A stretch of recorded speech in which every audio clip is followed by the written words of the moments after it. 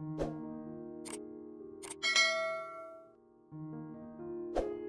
name is Hannah, and I am 32 years old. It's been 4 years since I married Ryan. We wanted children, but it didn't work out, so it's been just the two of us since.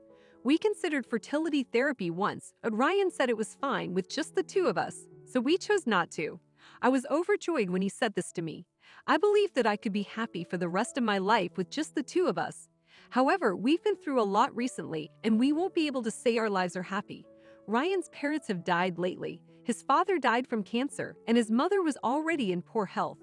She became considerably frail after her husband's death, and she died shortly thereafter. We spend our days planning their funerals and negotiating the inheritance of their property, so it's been difficult to find time to unwind as husband and wife. I had a feeling he'd appreciate this at first, but Ryan believes the husband is the family's boss, and he may be really strict about what he says. He would make me look awful in front of others on purpose, as a form of modesty, because I am his wife and a member of his family. I understand where he's coming from, but it's become so bad lately that he treats me like I'm a terrible wife. If I make even the smallest error with my housework, he scolds me as if I'd done something terrible. Before we got married, we worked together in the workplace, and he was my boss. Because of this hierarchy, Ryan may still feel I work for him even before we marry. But this is not how marriage should function. My wish is that he would treat me better as his wife. However, not everything about him is negative. When we worked together, he gave me responsibility for projects that would help me grow. But I would always be available if I needed him or made a mistake. He'd listen to whatever issues I had. And I believed he was the man I could completely trust. He would compliment me and remark, "You did well when we completed a project." He was so nice at work that I really fell for him. The true reason I chose to marry him was that he was there for me when I lost my uncle, with whom I was very close. We married after being together for a year and a half. I left the office and am currently working part-time while also doing chores. Ryan has recently been very busy at work, and he frequently returns late. He frequently works overtime and returns home at about 9:30 p.m. He's the manager, so I understand it can't be helped. I hope he did not have a very difficult day today. I say when he gets home. However, there is no response. What's for dinner? He always says just this. Oh, I prepared curry. He ignores my response, says beer, and sits at the table. I hang the suits he flung on the floor and rush to grab some alcohol. He prefers it cold and gets upset when it isn't, so I need to put it in the freezer for around 30 minutes before he gets home. He's not happy, whether it's frozen or not, so I had to be careful with the timing. That's why I become scared whenever his return date approaches. He doesn't appear to care about my issues. And soon after he finishes his dinner, he goes directly to the shower. I need to put his folded new clothing and towels in the bathroom once he's in, and clean up the dishes he just used. I never know what will make him mad. Today he said, "Hey, why is there no chocolate mint ice cream?" I'm sorry, but the nearest supermarket did not sell it. He glares at me, goes to his bedroom, and falls asleep. He was never the sort to talk a lot. And we don't have very many talks anymore. I'm sure he's exhausted from work too. But I don't believe we've spoken adequately in maybe 6 months. However, I continue to have feelings for my husband. As previously stated, he consoled me when I lost my dear uncle, which is why I continue to trust and rely on him so much. My parents divorced while I was in middle school, and I moved in with my mother. But when I was a sophomore in high school, she grew ill and tragically died. After that, I stayed with my uncle. I adored him and saw him as a father figure. He allowed me to go to college, and once I started working, I would save money, take him to fancy restaurants, and give him gifts. I enjoyed living with him and am still grateful to him. My father was not a decent man, therefore my uncle reminds me of him. However, my time with him did not last long. My uncle also died of cancer. I'm not sure if it's inherited, but it was the same cancer as my mother's. I was devastated to have to say goodbye to him so soon, losing my only family.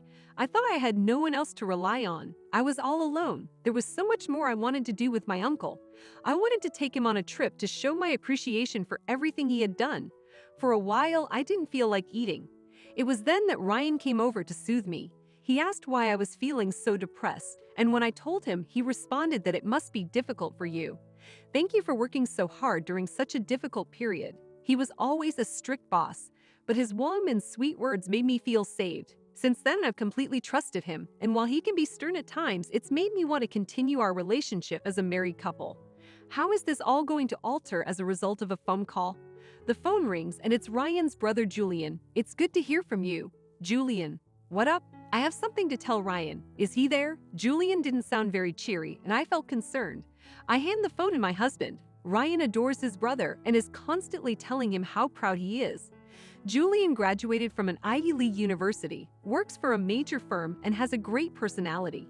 He's a great guy, and I don't understand why Ryan would be proud. Ryan seemed overjoyed to hear the call from his brother. Julian, thank you for the call. What up? Ryan was expressionless while watching TV until now. However, I was concerned about the tone of Julian's voice when I answered the phone, and my fears were realized. Ryan's smile fades, and his voice on the phone sounds anxious. So are you okay? What may it be? I get it. Do not push yourself too hard, and remember you can always rely on me, he says before hanging up. What is wrong? Julian was dismissed. What? I freeze when I receive unexpected, unpleasant news. I had heard that the company wasn't doing well, but I didn't expect them to dismiss Julian. Ryan sits on the couch sighing. I can't believe it either. Julian is polite and gentle, and I hear he's brilliant at his profession. He respects me too. And when Dad heard Ryan utter horrible things about me in front of the relatives, he told him off one time. He even apologized for his brother's harshness toward me. Julian married last year, and his wife seemed nice. They had a lovely marriage. I imagine they would form a warm and caring family. That is why I am surprised to read that he has suddenly become a victim of business downsizing. I'm really worried. Is there something we could do? I usually feel this way. Therefore, this is what I say. Ryan, on the other hand, has a serious expression and screams. Huh? What exactly do you believe you can do? Don't even consider doing anything because you'll only make things worse. I am shocked. I never expected him to say something like this. This has gone too far. I snap back at him. More trouble? What exactly do you mean by that? Ryan seems increasingly enraged as a result of this. Everything has nothing to do with you. Stay out of it. You are merely a housewife. What do you know? Nothing has to do with me. We are family. You are my wife. You have nothing to do with Julian. I'm startled to learn that this is his belief. Even if he's upset, I can't forgive him for saying this. Since then, Ryan has become even more aggressive. I envy you for being a housewife. You are not stressed from work. All you need to do is housework. But you should care more about what you wear, right? Julian's wife is usually fashionable. Ryan would reply, stop wasting my money on clothes and makeup. Which is it? Is he asking me to attempt to appear good or not? My husband's attacks progressively drained me. I could handle that because I still respected him. However, the situation has recently deteriorated significantly. He is constantly irritated with me if I say something wrong or say nothing at all. We no longer make eye contact and do not speak to each other. I found myself questioning the foundation of my marriage with this man. Then one morning, something unexpected unfolded. Ryan, who seldom rose early on his days off, was busily packing boxes. Alongside tossing items into a garbage bag, we hadn't engaged in a meaningful conversation for some time. Though intrigued by his actions, I remained silent as he caught me observing. Surprisingly, he initiated a conversation, asking for my assistance.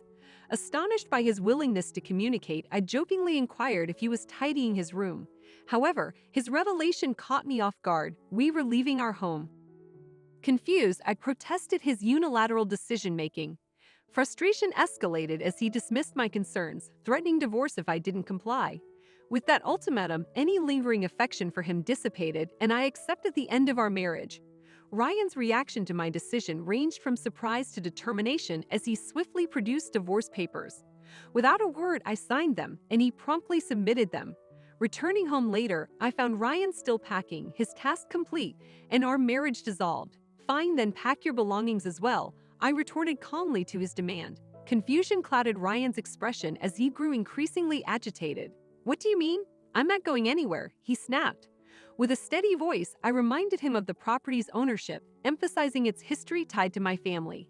Ryan's face flushed with realization. How can you give this to Julian when it's mine? He sputtered, his anger dissipating into desperation. Attempting to diffuse the tension, he pleaded for my understanding. But I stood firm, asserting my rights and recounting his past behavior, which had soured our relationship irreparably. His disbelief turned to resignation as I made it clear that he was the one who would be leaving. His belongings packed, Ryan left the house, stunned and defeated. His subsequent arrangements to store his possessions and find alternative accommodation unfolded without my involvement. However, news of our tumultuous separation spread among our former colleagues, tarnishing his reputation irreversibly. It appears he's facing challenges at work, struggling with his tasks in a department with minimal responsibilities. About a year post-divorce, as I'm returning from the supermarket, I encounter my ex-husband on the street. Despite my attempts to ignore him, he persistently greets me, causing unease. Finally, I halt and confront him, only to be met with unexpected accusations. He blames me for the tragedies befalling his family, citing the consecutive deaths of his parents and his brother's job loss. Perplexed, I refute his claims, pointing out the positive events during our marriage, like his promotion and his brother's marriage. Undeterred, I assertively reject his attempts to shift blame onto me and threaten to involve the authorities if he persists. Unable to argue further, he retreats, prompting me to take legal action by obtaining a restraining order. Subsequently, I reach out to Julian, who begins our conversation with an apology and recounts the events following our divorce, shedding light on his brother's struggles. It appears Julian never expressed any desire for the house. Upon hearing about Ryan's actions, Julian was understandably upset, clarifying that he never asked for such a gesture. Learning of our divorce, Julian sympathized with me and chose to distance himself from Ryan, fearing future conflicts. Ryan's accusations of me causing misfortune seemed to stem from his strained relationship with his brother, a situation beyond my control. Nevertheless, Julian's success after being fired demonstrates that my presence didn't bring about calamity for his family. Julian's support for my decision to obtain a restraining order against Ryan reaffirms my belief that I acted appropriately. Ryan's isolation is a consequence of his own actions, highlighting the importance of mutual respect in relationships. Reflecting on this experience, I'm committed to approaching future interactions with consideration and empathy. Ryan's behavior, despite his professional competence, underscores the significance of maintaining healthy boundaries. I'm hopeful that Hannah will find someone who treats her with the respect and kindness she deserves.